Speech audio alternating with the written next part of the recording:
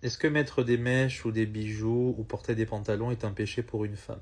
Alors, ce pharisianisme et ce fondamentalisme que tu retrouves dans les églises est un combat idiot, en fait. Ça n'a absolument aucun intérêt dans l'absolu. Parce que voilà, traiter les femmes comme des enfants en leur disant absolument comment elles doivent s'habiller, et c'est toujours les femmes qui prennent cher dans cette situation-là, c'est vraiment pénible. D'accord? Parce que j'étais dans ce mouvement fondamentaliste, j'ai exercé même moi-même une pression sur ma femme, c'était très pénible jusqu'à ce que je me rende compte que quand je donne à ma femme une certaine liberté, même une plus grande liberté, elle comprend naturellement qu'il faut s'habiller de manière féminine.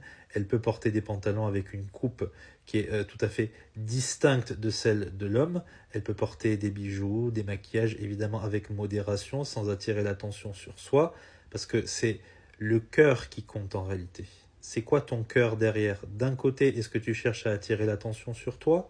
Est-ce que tu cherches à compenser quelque chose? Et même du côté des tradwives, est-ce que tu vas pas devenir prétentieuse parce que oh moi je suis féminine, je porte de longues robes, je porte des jupes par rapport à elle qui s'habille comme un camionneur?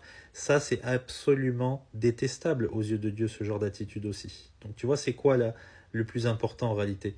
C'est ton cœur. Ok? Pour ce qui s'agit des lois de l'ancienne alliance, comme par exemple Deutéronome 22.5, le fait qu'un homme s'habille comme une femme, c'est une abomination aux yeux de l'Éternel, et vice-versa. Bien sûr que ce principe moral, il demeure. Il n'a pas besoin d'être réitéré dans le Nouveau Testament. Par contre, eh bien, comme je l'ai dit, il y a des vêtements qui sont culturellement définis, comme le pantalon. Tu vois, en Occident, aujourd'hui, on sait clairement distinguer un homme d'une femme par rapport à la coupe du pantalon. Ce n'est pas difficile à comprendre, tu vois. Il y a d'autres combats à mener.